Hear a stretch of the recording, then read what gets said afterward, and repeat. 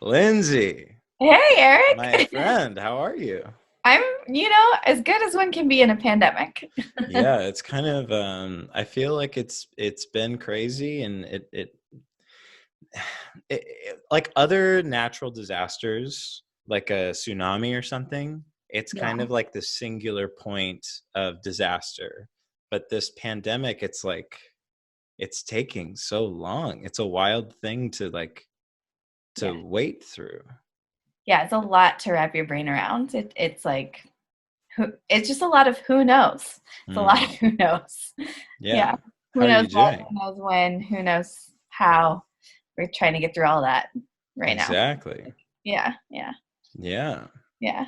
How are you doing with things? Are you like generally feeling pretty good? Kind of Well, really lucky that I still have a job. So I great. teach for USC and I still Mm, teach for USC, but it's all mm, virtual. It's all on Zoom. So I spend a yeah. lot of time on Zoom every week. Here we are. I feel so lucky to have my students. It's like the highlight of my week to see them Cool. once a week on Zoom. Cool. I teach screenwriting, and so Mm, I'm also fairly consumed with reading their stories every week, which is awesome.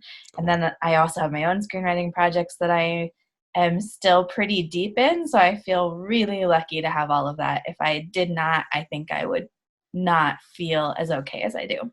Yeah, Yeah, yeah, totally. yeah. Totally.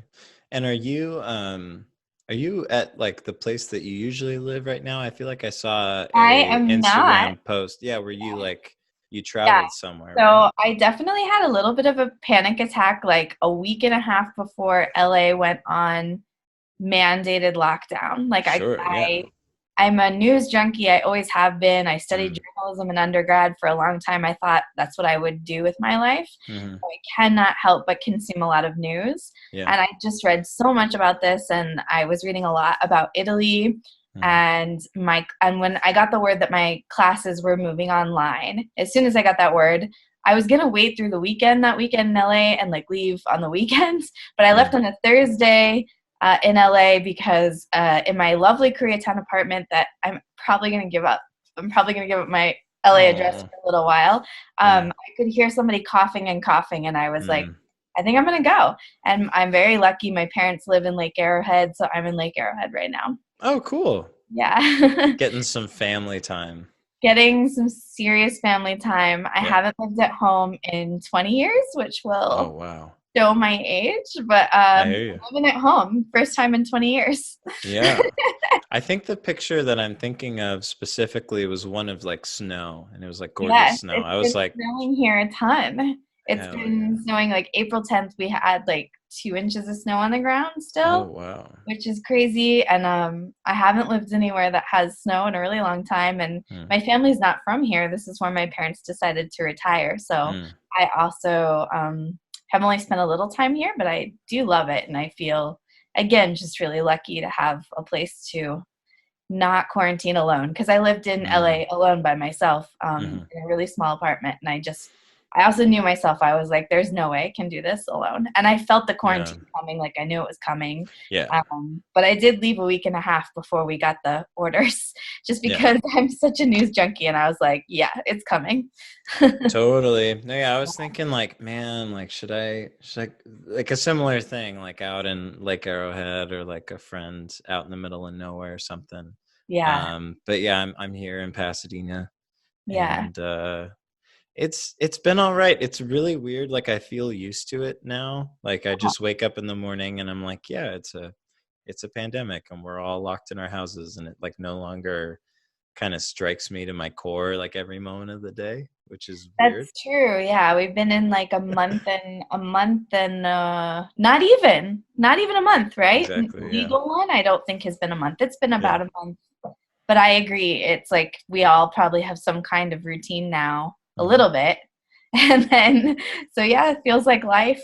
It still makes me very sad. I hope that we figure this thing out sometime soon. But Yeah. I maybe this is like a bad thing to say, but I'm more sad about the not like society not operating than I am necessarily about like the virus itself. Like it's so sad that, like shows aren't happening and restaurants like aren't full of people and like society like living. Like it's Yeah, and lack of human connection is a very sad thing.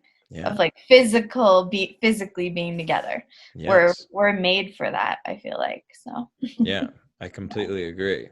yeah. It's fun to like do stuff on the internet, but there is that little like delay, and there's that like, distance. Yeah. Yeah.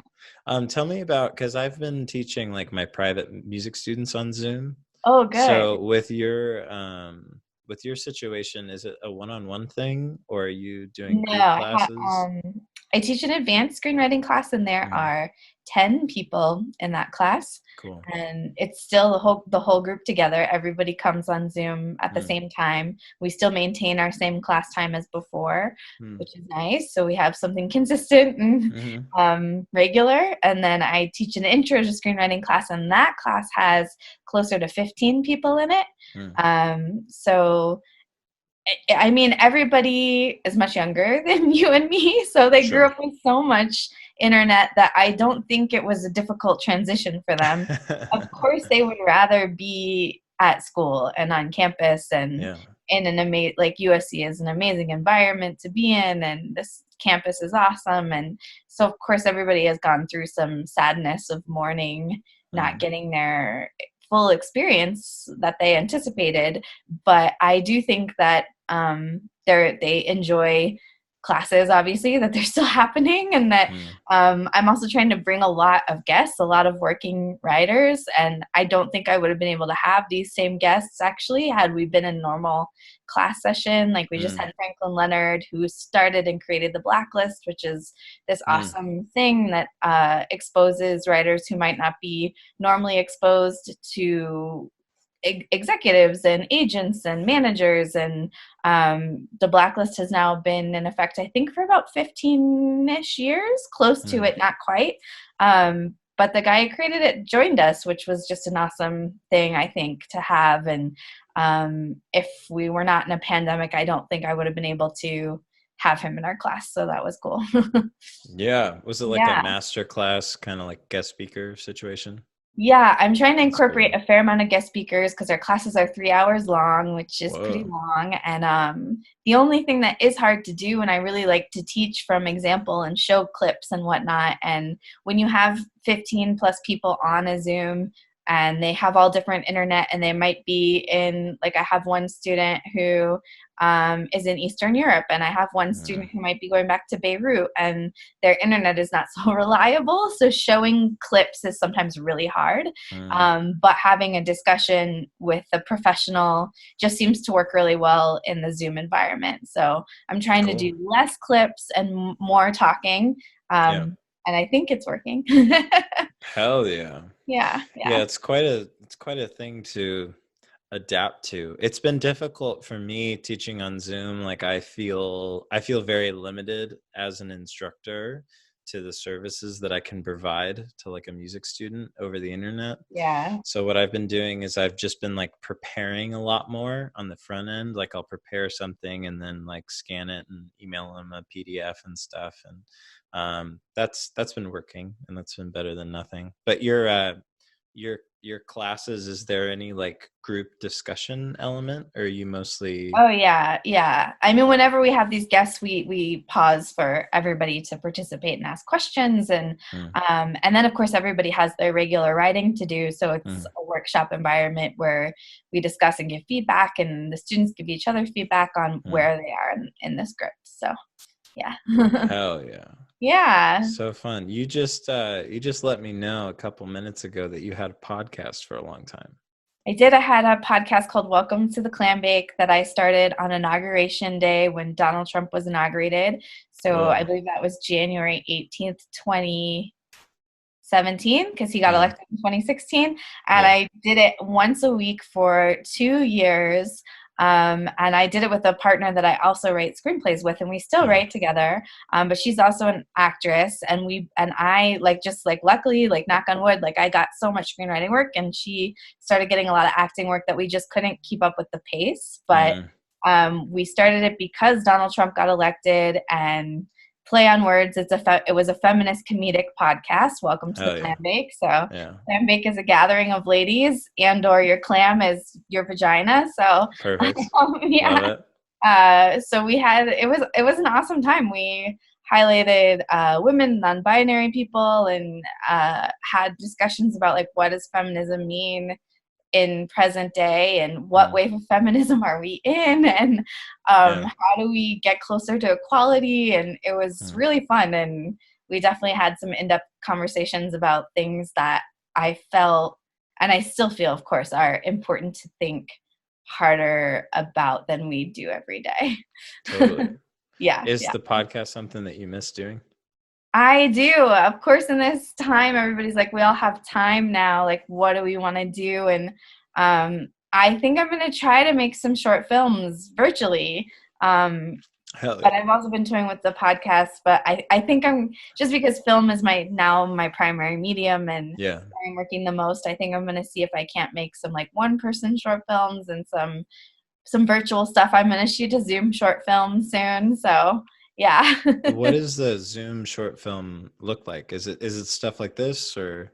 Yeah, I'm gonna shoot a first date, a virtual date, because I Oh, just that's so fun. yeah, yeah, Hell yeah. yeah. And I have a lot of friends who do a lot of comedy, so I was just working on it right now before we started this, but I think it's gonna be a Oh. virtual date where they make each other dinner, and it's gonna be a little comedic short, and just see how it goes. It'll be my Oh. first like Zoom short film. We'll see how it goes.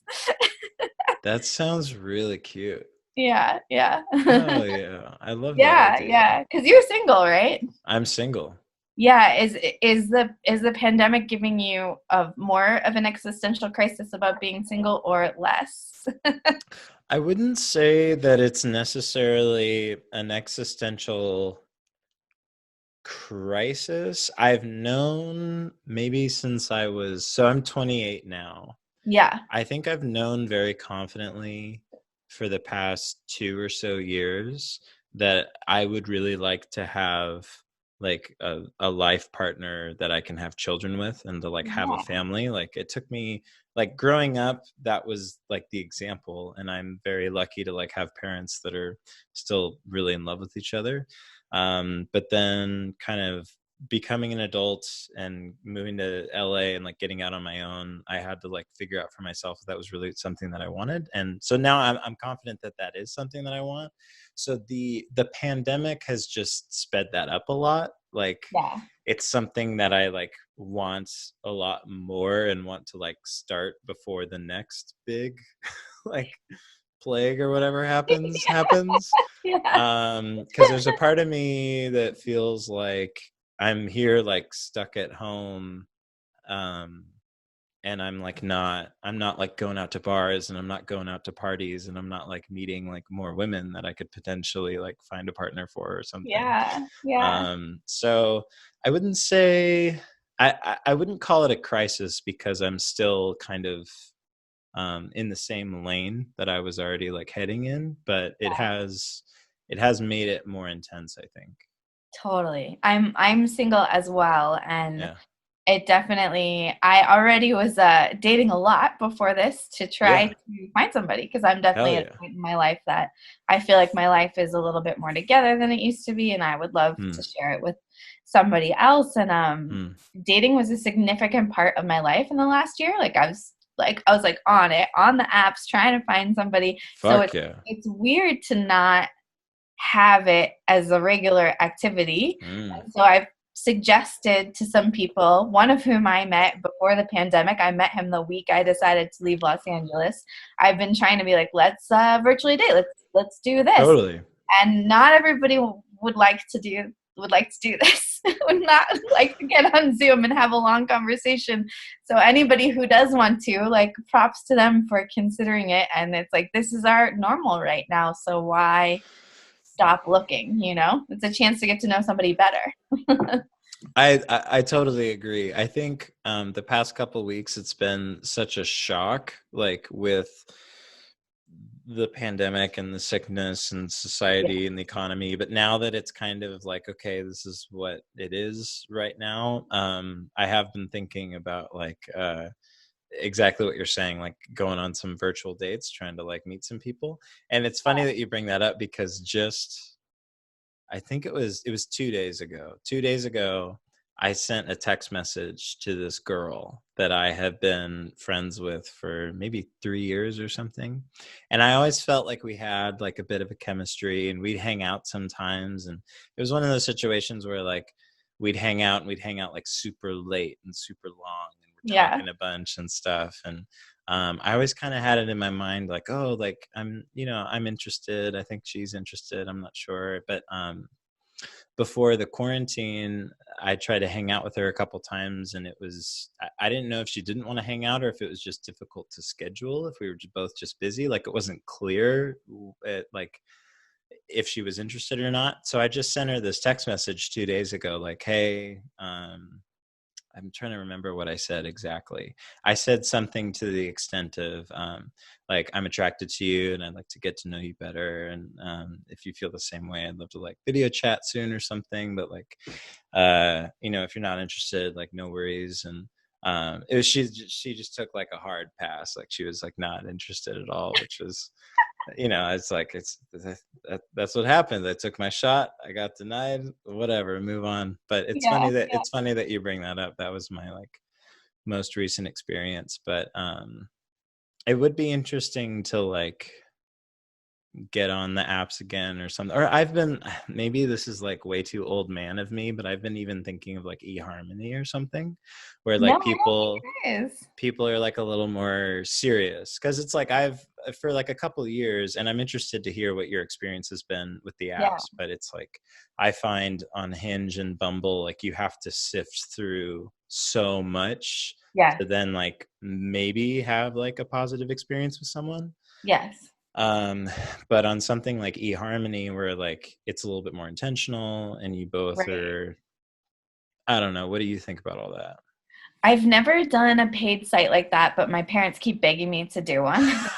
They're like, we'll pay for it. I'm Yes, like, here you they go. really, they literally are. They're like, you should try one where it's more serious. Exactly what you're saying. That's so Um, funny. I have met many lovely people and people that I honestly wish it had worked out with, and some of them Mm, moved away and or never lived here in the first place. But I've been on Bumble and Hinge. I have not done Tinder in a long time because it yeah, just feels too much for me. But sure. I've done a lot of Bumble and Hinge, and I have to say, like right now in this present day, it's very easy to, I think, eliminate the people who aren't serious or who aren't even taking this quarantine seriously. Mm, You can eliminate those people so fast yeah. because in this time, I've even had people who are like, "Do you want to come over?" And right now, the answer is absolutely not. Also, we've Totally. never met each other. Like Yeah. that seems just mind-boggling, insane to me. Yeah. So you can quickly eliminate people easier than before Yeah. because of course like would somebody be like, do you want to get a drink, it's hard to say no. It's like that's the whole point of like why we're on here. But Mm, now it's because everything is slowed down, and finding people who are whatever their medium is to comfortably talk in, whether it's continuing to text more or do a phone call. Like I understand that not everybody likes attention like maybe you and I do because we're more like, I don't know, yeah. I've been a performer, you're a performer. Totally. We don't mind putting ourselves on Zoom, but I understand it's not for everyone. But Sure. Yeah. Yeah. at least finding the person that wants to slow down and talk right Mm, now, it seems easier to get to those people and find those people because you can eliminate the other people much more quickly right now. yeah. Yeah. Hell yeah. So I say you should do it, Eric. Yeah, it's like I got the time. Might as Yeah, well. yeah, exactly. Yeah. Exactly. Yeah. I guess that'll be like the new love story. It's like we met in quarantine over the internet. Yeah. Yeah. Well, 1 in 4 people in America met on a dating app. 1 in 4 I believe it. who are married. I should have been more specific. 1 in 4 people who are married in America met on a dating app. Yeah, I believe it. I mean, it Yeah. just makes sense. It's like the technology's there. You might as Yeah. well utilize it to like meet somebody. Yeah. Yeah. Yeah. Yeah. Totally. There's been a couple people that I've met on dating apps that I've really gotten along with. Um, but I don't know. I guess there is a part of me that like hopes that like the person that I end up like having children with or like finding like a lifelong partner is someone that I met in like a real life situation. And I guess Yeah. that's maybe like a little, Well, this is our real life right now. This well, is it's real true. life, It's whatever that means. that's true. That's true. Yeah. Everything is Yeah. totally flipped on its head. Yeah. One thing that I did recently, this may be getting too personal. I don't know. I like wrote out a list of like the qualities of someone that I want in like a partner, and Yeah. that's been really nice to kind of like focus in and be like, okay, this is what I'm interested in, and I know, and like what you were saying before about like weeding out, like, okay, like I'm not trying to hang out with someone who isn't taking the quarantine seriously, Yeah. like having these like list of characters. My sister's husband told me the story about how he like wrote out a list of characters that he wanted in a wife, and then he like met my sister and she was like those things, and he felt like he like manifested her into existence. Yeah. I Yeah. do that list once a year. Maybe I should do it Yeah. more often, but I do it once. That's cool. Yeah. That's really cool. Fuck Yeah. yeah. So with the podcast stuff, like tell me some, like, as someone who's just starting a podcast, so you are my 11th episode Cool. of this like Zoom thing. And Yeah. then, but back in November, I was doing them at my house, but I didn't post any of them because I was still like figuring out the workflow and like how to be a host and stuff. But Yeah. then with quarantine, I was like, fuck, I can't have anyone over. I might as well just put out Zoom stuff. Yeah. So those were the first public ones. But I'm interested to hear kind of like your story with your podcast. Like, was it as difficult as you thought it was going to be? Like, what were some positive things, negative Yeah, things? definitely. I think it took us a while to like hit our stride. I mean, the part that I did not enjoy was like how often we had to promote and how hard we had to promote to just even build up Mm, an audience and have people find us.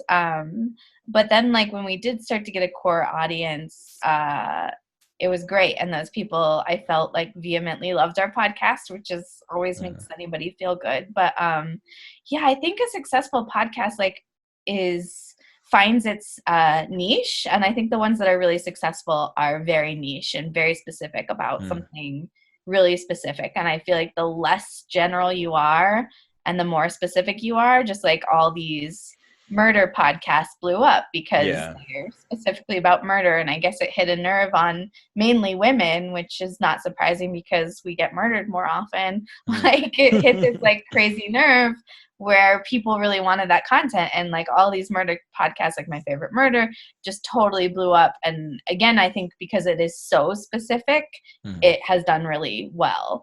And I think that's where we misstepped because we started out very broadly. We're just like, we're a feminist podcast, but you can't be that broad. So towards the end, Mm. we were trying to be more specific and integrate like recurring elements of the podcast that would come back week after week that again I think made us more specific.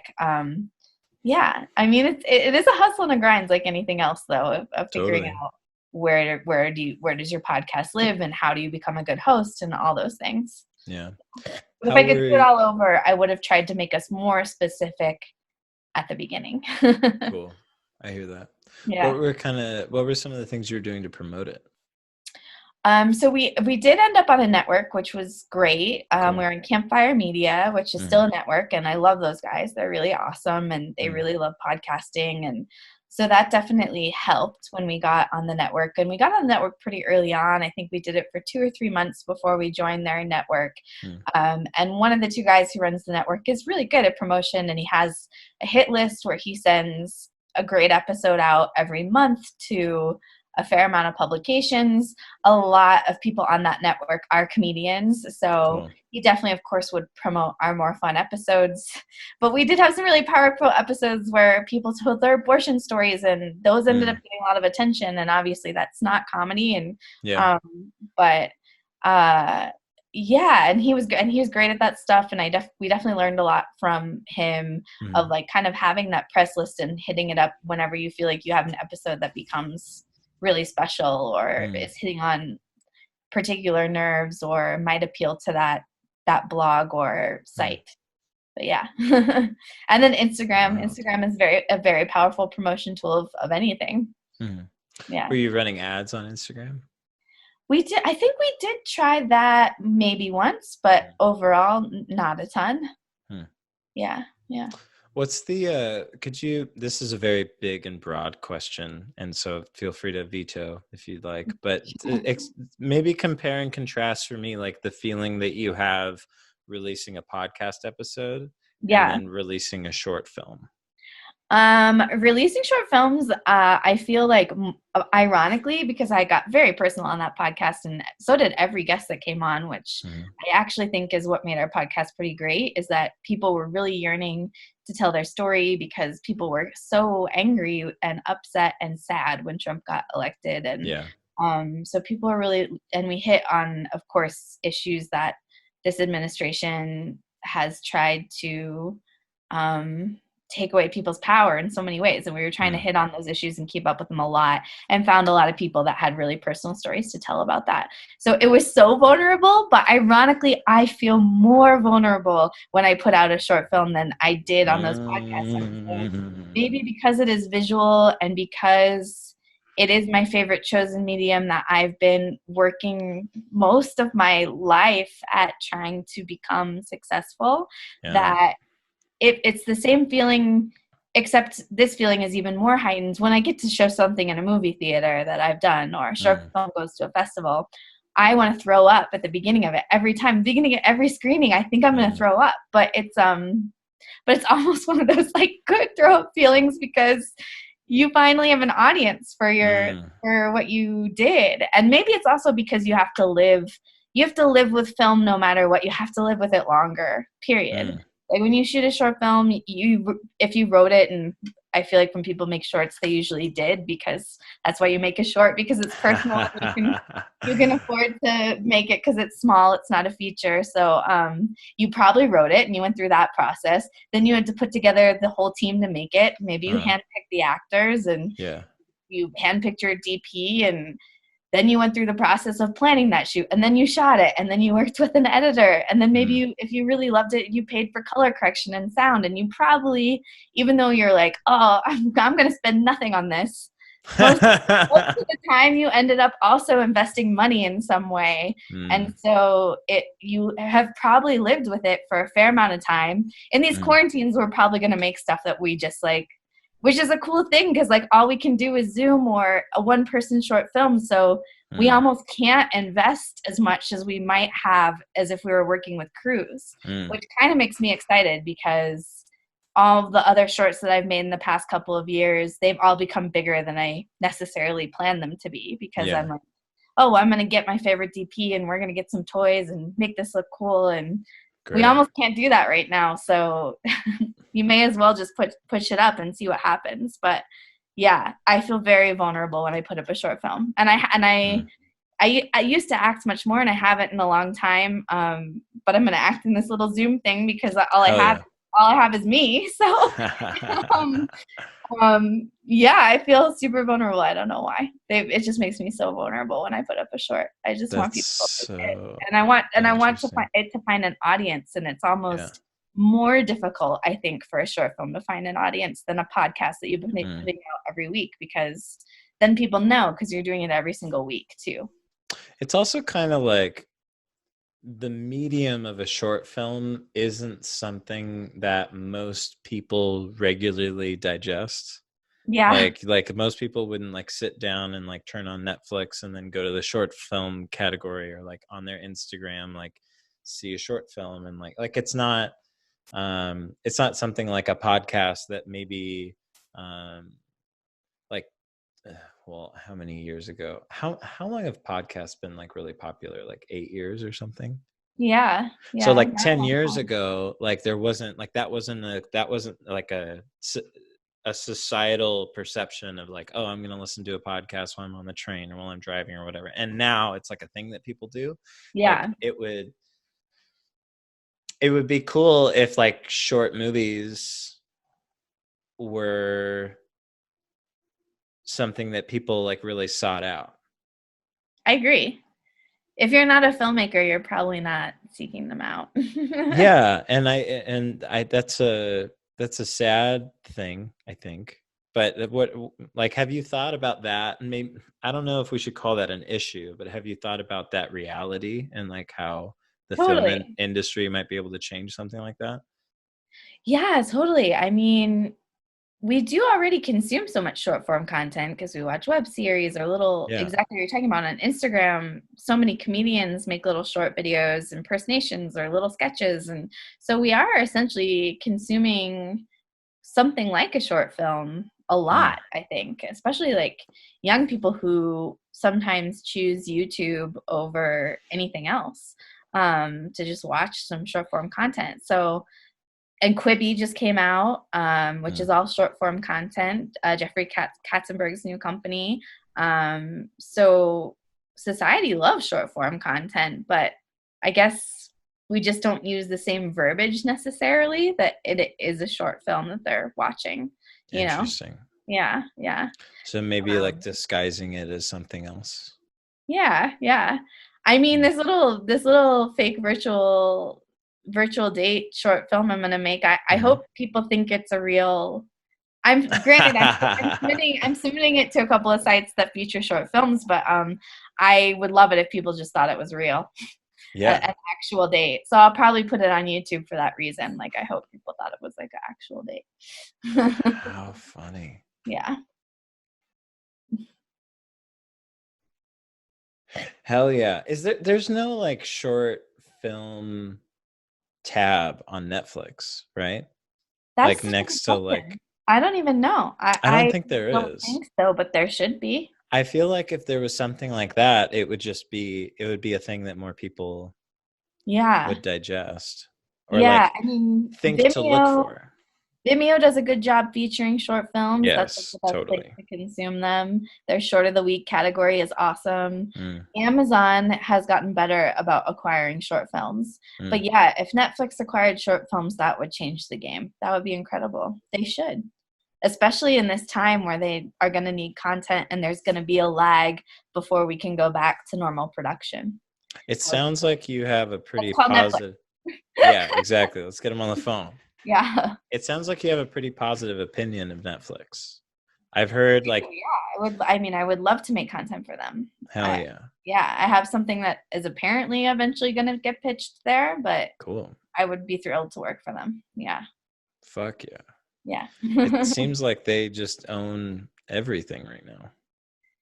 And Disney owns a lot of shit as Mm, well. yeah. Disney owns so much. I mean, they own ABC, they own Fox, they own themselves. There's Disney Plus. Like they just own so much content. It's Mm, insane.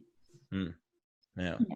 Yeah. Tell me about like your first experiences with making movies and that like initial spark of falling in love with it. Yeah, well, I got into film school right out of undergrad. I went to the American Film Institute, which was Mm, wonderful and thrilling and exciting. And at AFI, you have to make your first year, you have to make 3 short films, mm, and they call them cycle projects. And different people are in charge of the cycle projects based on your major. So I was a screenwriting major, and screenwriters got to be in charge of the first cycle project, mm, and producers got to be in charge of the second cycle project, and directors got to be in charge of the third cycle project. So each one was definitely an experience in figuring out how to both construct a team and work successfully with a team. And you're also required to do a certain amount of crew hours your first year to make those short films happen. So mm. you end up doing pretty much every job on set, which is incredible. That's an incredible experience to go through, and a hard one where you're like, I don't have any desire to hold a boom pole, and I'm like pissed that I'm spending holding this boom pole, but at the same time, you have respect for every single person it takes to Yeah, really make a good short film. Not yeah. that we were necessarily making good ones at that point in time. Some of them Mm, are really bad, but you just end up having so much respect for what it takes and for each job in the industry, mm, and also truly understanding that, because I'd never owned a video camera. I'd never tried to make something like that growing up, but I was a really artsy kid and I always knew I wanted to write. But I started out pursuing journalism, mm. and then I decided I didn't want to move to Kansas and report on cats. And so I really, in all honesty, I was 20. I was like 20 when I applied for film school. I was 21 when I got in, moved to Los Angeles, and I still was just such a rookie. So for me, I needed to learn what it would take to do it. But I really liked being forced to do all those jobs and understand them and work hard and yeah. Yeah, my brother is a filmmaker. Would he call himself a filmmaker? I think so. I think maybe he'd call himself a videographer. I don't know. He makes a lot of content for like companies, and he made a documentary. He does. Maybe he'd call himself a filmmaker. I don't know. I've never asked him. But anyway, I've done some like grip work with him, and I know what you mean about holding boom poles. Yeah. Not the funnest gig. Yeah, yeah. But a good sound person is so important. So as you Yeah, know, you're a musician. That's like totally. such an important element to any production. So yeah. Yeah, for me, the sound, and I think it's maybe because I'm a musician, but for me, like the sound is the thing that really sells it and makes me feel engrossed in like a world. Like everything else, like if the visuals are cool, it's like, oh, great. It's like the story's great. It's like, okay, this is solid. But if the sound is good, then I can get like lost in it. Yeah. Yeah. Yeah. I agree. Sound design is incredible. What was the opportunity with cats in Kansas? Oh, I was a journalism major in undergrad, and like I went to a big job fair as like with my journalism tape. Like I was Yeah. studying broadcast journalism, so I worked for the television news station in undergrad and ended up with a lot of tape of reporting, Yeah. which is what you need to get a job as a on-camera reporter. Yeah. And my only job offer, I only got one after going to this Mm, huge convention in Vegas, like with my tapes, like this is how old I am, with literal videotapes that I was mm, handing to people of yeah. like, please watch me and please watch my reporting and here's my card and blah, blah, blah. The only offer I got was to move to Kansas and work for a local station in Kansas, which is really typical for a reporter out of journalism school. That's Yeah. usually where you have to start. You have to start at a really small local news network and Mm, work your way up to a bigger market. mm, And I just decided I didn't think that was for me. yeah. So, but I still love journalism, and I particularly love radio, and Mm, I definitely fell back in love with radio and reporting when I was doing my podcast. So very I cool. wouldn't be surprised if it circles back to my life. And Mm, I also recently have started making documentary pieces, and I traveled to mm, Mexico 2 years ago to work on a documentary piece about the migrant caravan coming mm, up through South America and immigration struggle to try to cross the border, which was awesome and fascinating. And I think it will just come maybe more through my filmmaking. Like I would love to make more doc pieces mm. eventually. So Yeah. yeah, yeah. On the subject of journalism, I admittedly am fairly I I don't ingest a lot of news, and Mm-hmm. Good for you. I'm looking I'm looking for news sources that I can like trust and get into. What are some of the like news sources that you look to be informed? Yeah, I still love NPR. I love Mm, KCRW in Los Angeles. I just think mm, it's fantastic. And yeah. a lot of the best NPR reporters are now living in Los Angeles, which is Mm, really cool that they've recently moved from DC or New York and live in LA mm, because we have so much news. I think particularly they sent some people because of immigration issues. I think that's mm, part of the reason why they moved a big bureau to Los Angeles, which is really cool. So I still love NPR. I think it's the most in the middle you can get. It's still very left leaning, but it's still, at least it tries to be non-biased. But totally. Yeah. they have an amazing show that I love called Left, Right, and Center, which Mm, literally is giving you each opinion, which is so cool. That mm, show is on 5 days a week. It's been on 5 days a week for maybe 25 years, which is yeah. awesome. So they've had all kinds of people go through that show. Like Ariana Huffington was initially on there, I think, for the right, and now she's so left, which is even more Ah, interesting to like it's funny. see that happen in a very short amount of time, which is cool. Yeah. I like BBC News a lot. Same. Yeah, Yeah. I read a lot of BBC. And then I will admit I get headlines from CNN. Hmm. I still think CNN is decent, not great, but Totally.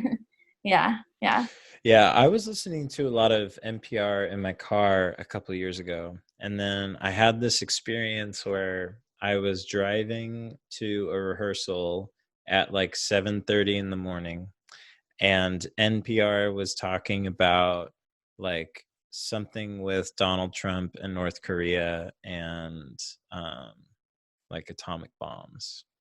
And I had this experience where I kind of like I went out of my body and I looked at myself sitting in traffic on the freeway at 8 o'clock in the morning, like worrying about North Korea.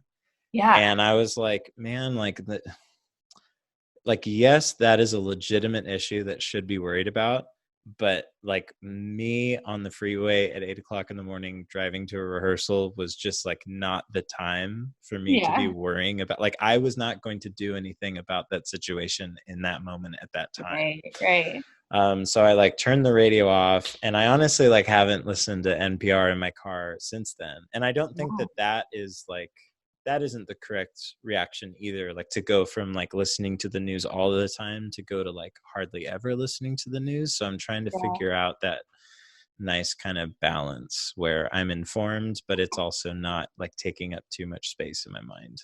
yeah. I know You know it's what I hard. mean? Yeah, it's hard. Yeah, Especially right now where it's like we need a certain amount of news to totally. understand what's going on right now Yeah. and know what is safe to do and not safe to do. And Mm, it's unfortunate that people in charge are coming on the news and not telling the truth. That's yeah. incredibly unfortunate. Yeah. Yeah.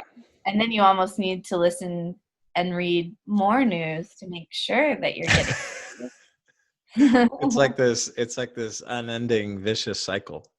It is. I posted an article on Facebook about California possibly having the virus earlier Mm, than other states, and maybe we have more herd immunity because we got it earlier. mm. And I have a lot of very smart friends on Facebook. I've tried to curate my friends very carefully to just have smart, awesome ones. Hell But yeah. somebody instantly called me out on it, and he was like, Lindsay, the person quoted in this news source is a Trump supporter. He's not even a real doctor. He's a doctor, but a doctor of like military literature, like a medical Yeah, doctor. yeah, And yeah. he's like, this is essentially Trump propaganda Mm, being spread as news. And a lot of news sources, like the news source I posted was a local Los Angeles news source. mm. So even journalists are constantly getting duped by the amount of fake news because it's really hard when propaganda and fake news is being spread from the very top. It then becomes so hard to determine the truth, especially if you have people that are following you. Yeah. They are your supporters and they are spreading stuff that isn't true, whether or not you've sanctioned them to make those statements or not, which is just insane. I think journalists have a really hard job right now, and Mm. they're really important. Good ones are really important, really, really important right now. Hell yeah. Yeah. Yeah, I have a lot of respect for it. I was in journalism class in high Yeah. school, and I wrote for the paper, and Cool. I hated Me it. So too. I have like a lot of respect for people who take it seriously, because there's Yeah. just like, for me it's like the antithesis of creative writing. It's like everything that creative writing is not. At least good journalism is that way. Yeah. Yeah. And so yeah, I have a lot of respect for people who take that seriously and want to be Yeah. journalists. It's a hard job. And then the other thing, and I'm no expert at this, but the other thing is like I feel like the system that journal like that articles exist in, like just on the internet, like it the incentives are that the articles that are going to make these publications money is the articles that are going to get clicked on, and the articles that, you know, are going to be able to sell ads. So it's like there's an incentive for people to be writing about sensationalist kind of Yeah. things. It's hard. It's like there are a lot of things incentivizing like fake news and horrible news. but there's not much other than like virtue and like doing the right thing that's incentivizing like good journalism. So Yeah, that's really true. yeah. Oh man, it's hard. I'm thinking like I feel like the best thing for me to do, and this would just require a lot of discipline, is maybe like 3 or 4 days a week at 7 p.m. I like sit down for a half an hour and Yeah. just like do a bunch of news research. And Mm, then once that half an hour is up, then I'm like done. that's really smart. You set an alarm so you just don't keep reading. Because that's the thing is that I flip flop back and forth between reading way too much and then Yeah. not reading anything. Yeah. And neither of those are good. No, Yeah. So I know. trying to It's figure it a out. it's kind of a yeah, it's a nightmare right now. It Yeah. it is. It is, and it's like I also am not driving my car, so I haven't been listening to NPR, Mm, which is one of the best news sources in my opinion. I've just totally. been reading more and probably reading too much. Yeah, I hear Yeah. you. Yeah. This is a little bit of like going back to way earlier, but you were talking about that that like feeling of vulnerability when you're releasing Yeah. a short movie. There's this guy, we might have even talked about this before, but there's this like artist self-help book that I really love. There's the Stephen Pressfield, he wrote that like the War of Art book. Oh yeah. Yeah, and but I haven't anyway, read it, but many artists I know and respect love his book. yeah. Yeah. It's really really wonderful. But he talks about how we can use that like that fear that we feel or that vulnerability, that like wanting to throw up feeling. We Yeah. can use that as like a compass pointing us directly in the direction that we know that we should be going. Yeah. And that he was saying like by virtue of that being the right thing to do, you're going to feel so much more uncomfortable about it. I'm just Oh. curious if that resonates with you at all with the short movie That stuff. if something makes you nervous, then you know you're on the right track, in other words? Like it's on like I felt like when you were explaining that earlier, Yeah. you were saying that logically you should be more uncomfortable releasing podcasts because Yeah. you're literally saying more about yourself, Yeah. but for some reason you feel a lot more vulnerable when you're releasing the short films. Yeah. And I'm curious, like just by going off of like what this guy Stephen Pressfield talks about, like he would argue that the reason that you feel that way is because short films is like it's the thing you're supposed to be doing. It's like your life's work. Oh, yeah. Yeah. It's It's kind of like a spiritual perspective on it, I guess. yeah, that might be true. I do think I'm doing what I'm supposed to be doing with my life. I love Great. screenwriting. I love telling stories. I look forward, like I just can't wait until I can be on a set again. That will make me so happy the day that sets are working and in action, even if it's not my set. I just can't wait. And I Mm, also have written a lot this year, and I got hired to write a lot of things this year, which hell was yeah. lovely. And I just hope they all get to become things. So, yeah, Mm, I think that might be true. And then as you were asking me this question, I was also thinking, I think I'm still somewhat new to directing. I've been a writer for mm, many years, but I've only started directing my own work in the last 4 or 5 years. And I feel a lot of responsibility when anybody gives me their time mm, or wants to be involved in something that came from my brain. I feel so much responsibility that they also feel proud of what we did, that I mm, think that is part of it. Like I want those people who are intimately involved to also really love it. And mm, if they don't love it, then I feel really bad. mm, So I think that might be part of it too. Where it's like me and my podcasting partner and whoever came on the podcast, and we did it like every week for 2 years. It's like, oh well, then next week we have a chance to make a better podcast like every week, you know. But that's such it's like a short film is like once you put it in the world, it's in a way it feels maybe more permanent. You can't really go back and reopen the box of that short film once you finished it. I don't know why you would. Maybe you would, but it's a short film. That totally makes sense. Yeah, That's yeah, such a gracious like leadership perspective that you have on things. Like I think of Thank you. like a director, like I don't know much about movies and much about personalities, but I think of like Quentin Tarantino, Yeah, and like from what I understand, one of the things that makes him so great is he's so unapologetic about what he wants to do, and yeah. like he's making the thing, and he like he's going to be proud of it. But for you to take into consideration like your whole crew and your whole team, I don't know, like you sound like a really wonderful person to work for. Well, thanks. I hope so. I hope I Hell get a yeah. chance to do it a lot more. Hell yeah. Hell Yeah, yeah. yeah. If you well, you have so many different skills, like being an educator, being a writer, being an actor, being a director. Like Yeah. is there kind of LA one survival, baby. exactly, exactly. Is there one of those hats or one of those roles that you see yourself really leaning into mostly in the future? Well, my whole life I've been a writer. Like I Mm, went to a performing arts high school that I got in because of my writing. mm, So people have told me I'm a good writer almost my whole life.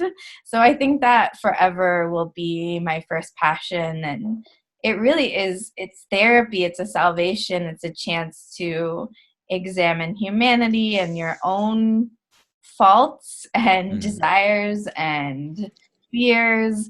And I write pretty much every day. So I feel like forever that will be my first mm. thing. My Oh yeah. first and forever thing. And I'm just still trying to figure out how to completely make a living doing that. And it Mm, is a struggle. And there's mm, many talented writers in Los Angeles and around the world. So mm. it's just, especially in times like this, I'm so grateful to have it, as I'm Yeah. sure you're grateful to like sit down and play the guitar. Oh, Yeah. good God. Yeah, Yeah. it's very important. Very important Yeah, thing. and I think I almost feel people who have something like that mentally probably feel less distressed in times like this Mm, because we already are looking for those quiet moments in daily life to be able to sit down and practice our craft, and mm, maybe we had to work harder before to find that time. mm. Um, so I don't feel distressed in this time. I feel somewhat grateful for it to have less noise coming at me to be able to just write. But maybe that's a selfish perspective about a pandemic. I don't know. Well, I think that a little bit of selfishness is good, Yeah, because, like if you don't take care of yourself, no one else is going to do that. that's very true. And if Very you're true. not taken care of, then you're not going to be in a position to help others, I think. It's very true. It's And I very true. also think, at least for me, where I'm at in, like, because as I said earlier, I'm 28. I feel like late 20s, early 30s is kind of a time to be very like me and my career centric, and then hopefully, in my late 30s or early 40s or whatever, I can be in more of a position to kind of like help people more. Yeah, Like yeah. maybe that's bullshit and a cop out, but I do spend just a lot of time thinking about me and my music and my podcast and my blah blah blah blah blah, that yeah, that whole like selfishness, self-centeredness, it's a balance. It is. Yeah, Yeah. it is. With writing, what's your favorite like thing to write toward? Is it for the screen or Yeah, I mean, that's cool. pretty much all the writing I do these days. I Mm. was challenging myself to write a poem a day for a little while at I the beginning saw of the those. pandemic. Yeah. I saw a Um, lot of those. yeah, Yeah. I do really love poetry. I feel like it's another like neglected medium that we like don't sit down and appreciate very often anymore, but I love poetry. And I think sometimes the art form of like not having expectation on my writing, like I don't have any expectation if I sit down and make myself write a poem. Like Mm. I also, like, part of me knows it's probably going to be bad, which is really freeing Hmm. because when you're almost always writing screenplays with some expectation for what is the destination of this going to be, Hmm. and also this past 6 months of this first year, we haven't even hit 6 months, but it feels like it. 4 months of Ah, this year. I've primarily been writing on assignments that I got hired to do. Yeah. So it's not even just my expectations, it's somebody else's on what this thing is going to be. But Mm, to just like sit down and write a poem, like who cares what it is mm. in the end, which is so nice and freeing and fun to do that sometimes just for your brain to be like, okay, I'm just going to write this just for whatever reason. Hell yeah. I started a couple months ago. I was practicing freestyle rapping. Oh, I that's would like I would like turn on a metronome like very, very slow, or like a drum beat like very, very slow, and just like yeah, try and do it like at all.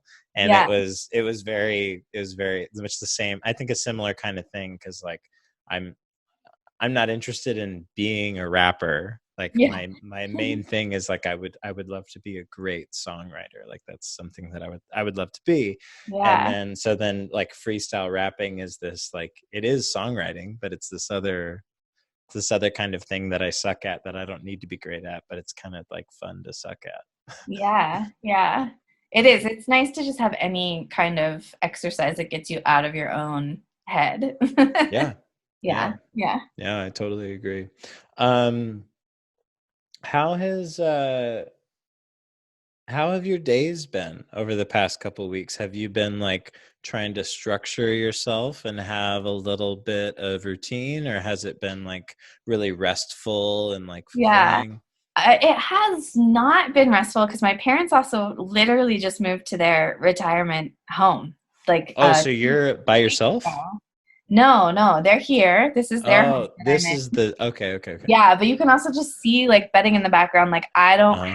I don't have a real bed here yet. They just Mm, moved to this house. yeah. They were living in a condo before, so I Mm, feel again lucky that I was here to help them because it's a yeah. really stressful time to move. My dog also just passed away. Oh my God. I'm Yeah, I've so been having a sorry. weird pandemic. She was 14 and a half, so she had a Mm, great life, but yeah. that happened like the first week of quarantine so I was just a Whoa. little bit emotionally beside myself.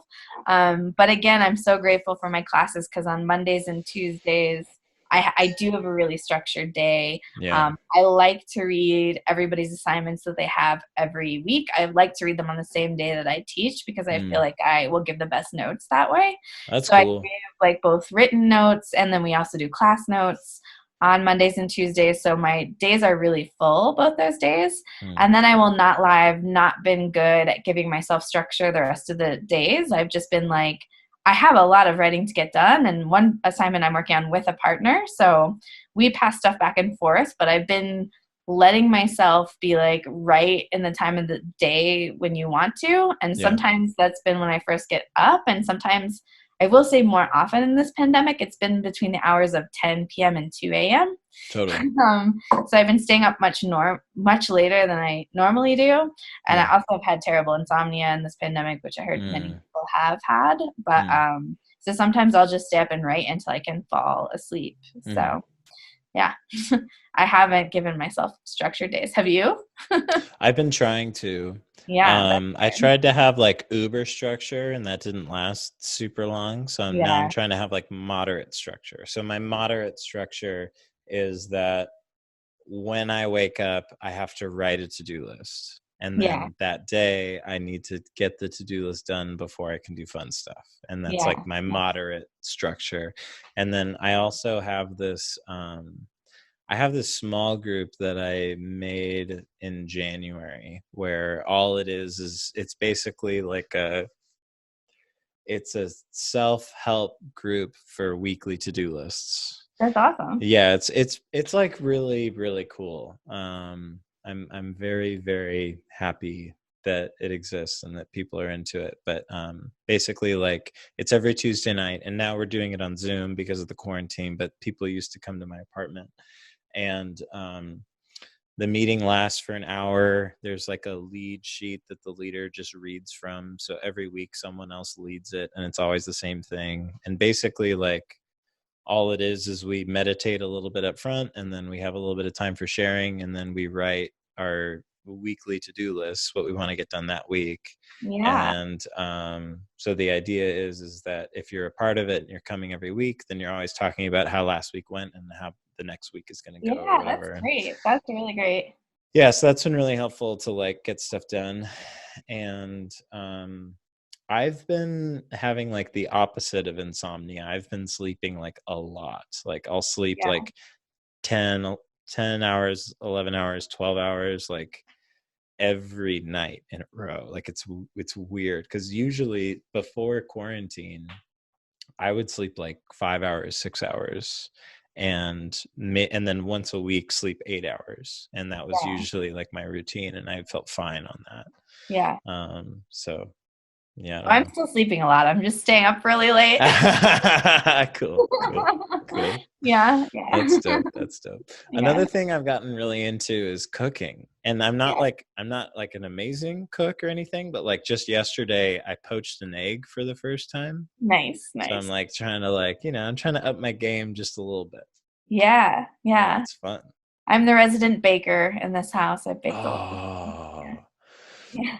I love baked goods. Yeah, The me too. thing, the thing about baking that I'm still like trying to develop a positive relationship with, like baking is I feel like there's not as much room for experimentation. Like the recipe kind of like is what it is, Yeah, and if you change it a little way, it very dramatically changes like what the baked good is. I totally. feel like with cooking, like I have more room to like experiment and make it my own, which is fun.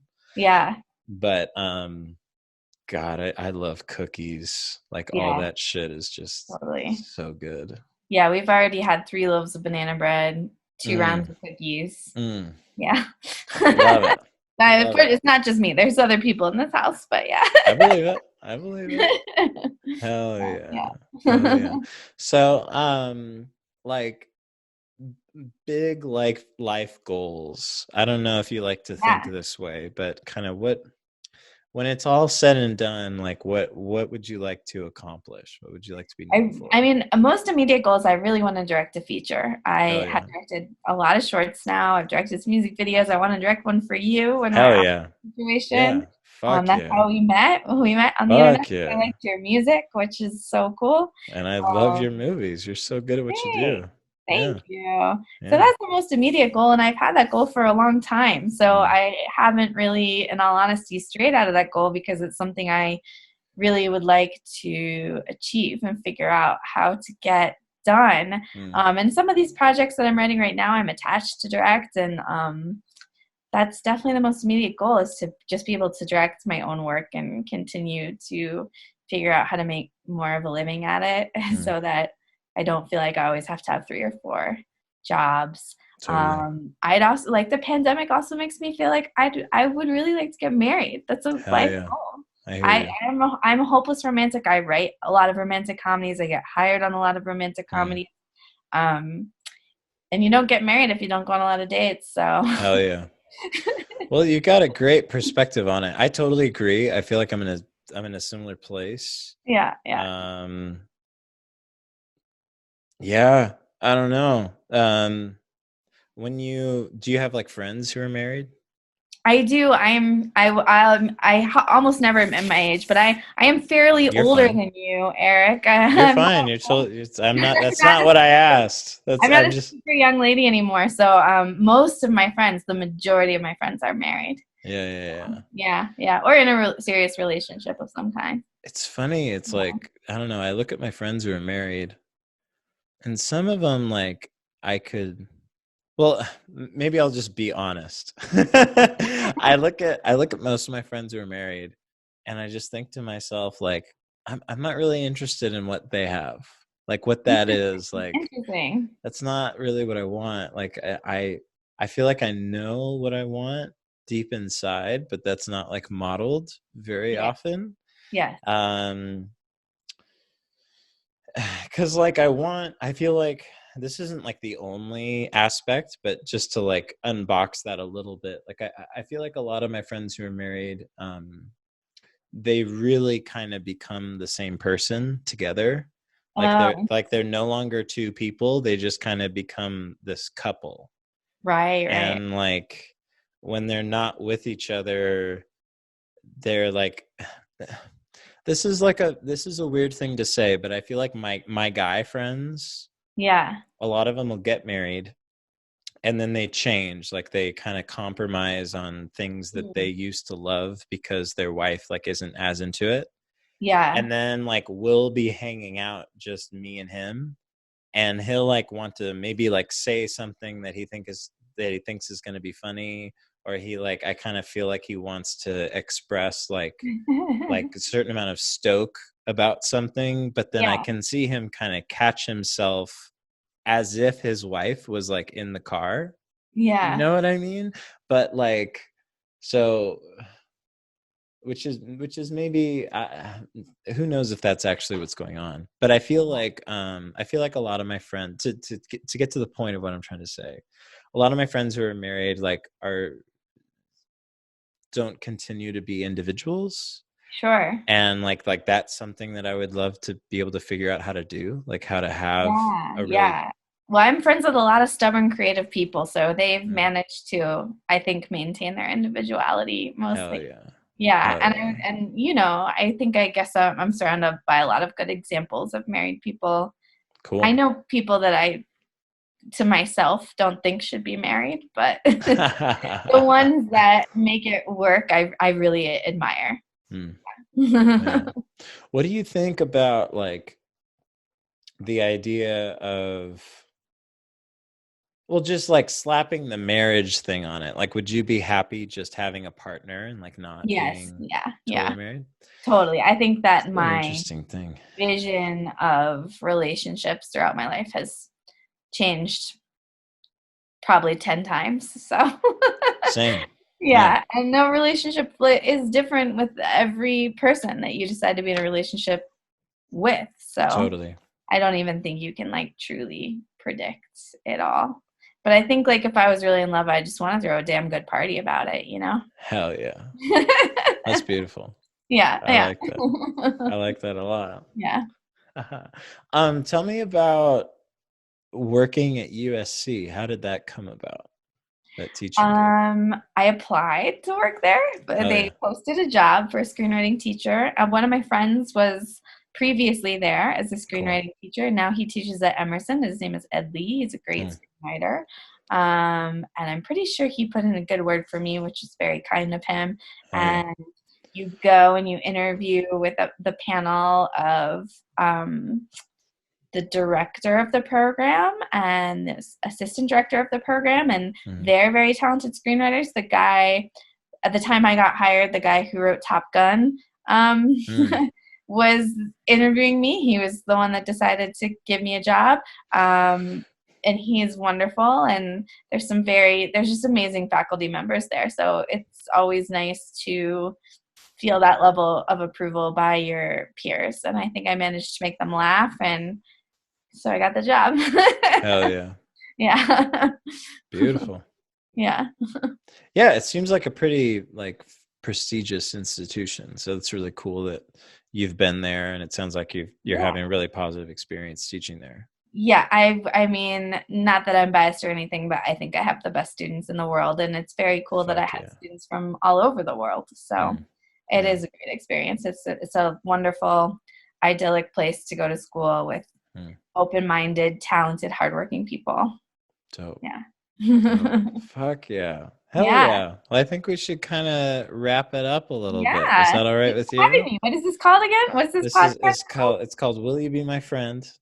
Oh, thanks for having me on Will You Be Yeah, My Friend? And I will be of your friend. course. Thank you so much. I really appreciate that. Yeah, thanks for Before we having go, me. maybe like the last thing I would say or ask about, like if there was a young, actually I have two questions. Sure. I'll ask this one first. So I have a very ignorant question to ask of you that Okay. I've never asked someone before, but as you were talking about like having a feminist podcast, like I feel like, Yeah.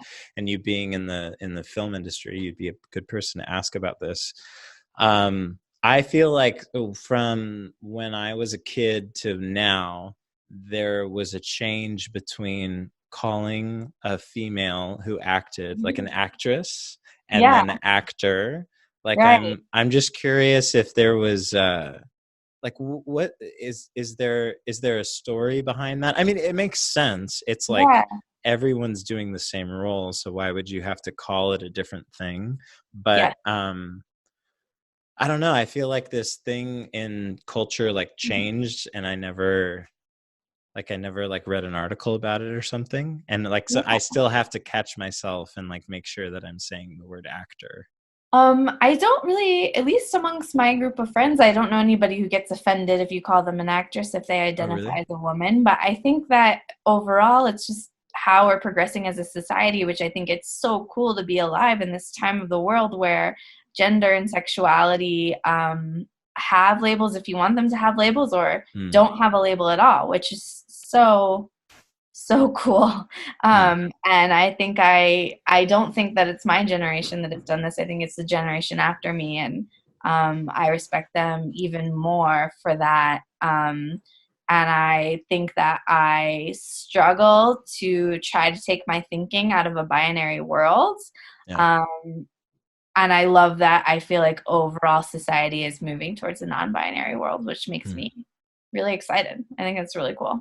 hell yeah. I'll call whatever anybody wants to be called. I will try to call them however they would like to be called. Yeah. Yeah, Yeah. I totally agree. Okay, I was under the assumption that it was like no longer okay to use the word actress, but is that still an acceptable Yeah. I mean, I title, guess I you think? just call people by their names. Yeah, that too. Well, I guess in the conversation that we were having, Yeah. I mentioned you and your experience with acting, and there was a Yeah. split second in my brain where I was like, use the word actor. Oh, I think it was when we were talking about like the different skills that you have and the different Yeah. hats that you wear. I was like, there was a moment where I was like, use the word actor. Don't say actress. So Oh, I just wanted to ask you about that. yeah. Yeah, I mean, I don't have a preference about that, but yeah, I just think it's like progression in how we identify people and being more careful and respectful about it. Yeah, Yeah. that totally makes sense. Yeah. Cool. Dope. The Yeah. other the final actual last thing I'll ask you is if there was like a young person who wanted to start writing scripts and start Yeah. teaching at USC and had all these hopes and dreams to live the life that you're currently living, Yeah. what's some advice that you would have for them? Carve out as much time as you can to write. Just write your ass off. Just write all the time. Mm, Read screenplays. I love also like reading a screenplay and then watching the movie, or vice versa. Watch the movie and then read the screenplay if you really love that film. Uh, yeah, there's almost nothing more valuable of like learning structure and learning what works in a script, and also seeing how the script changed from when it was in script format to when it ended mm, up on the screen. That's so valuable, I feel like. Um, Try to meet people. You don't necessarily have to live in Los Angeles to make this work. Not again because of the virtual life that we're living. There's so many ways to connect with people, especially Twitter for writers. Twitter is like a huge way to meet other writers now. If you want to write to me or follow me on Twitter, DM me on Twitter. I'll give you all the hashtags to follow and tell you some amazing writers groups to become a part of on Twitter. Yeah, and just keep writing. hell yeah. Yeah, yeah. That's good advice. Yeah, Thank you, Lindsay. thanks for having me. Of course, yeah. We don't have to sign off of the call just yet, but let's sign off of podcasting. Okay. All right. Thanks for listening, everybody. See Bye, you next friend. time. I wanna know what it's like to create inside your mind. Tell me every little thing you do. Raise my empty whiskey glass to the hour that just passed. 'Cause I'm glad I spent them both with you. Feel free to plug your record, tell the people how to look you up. Feel free to share with us the words of wisdom learned with sweat and blood. But before you leave, there's just one thing I've saved right for you.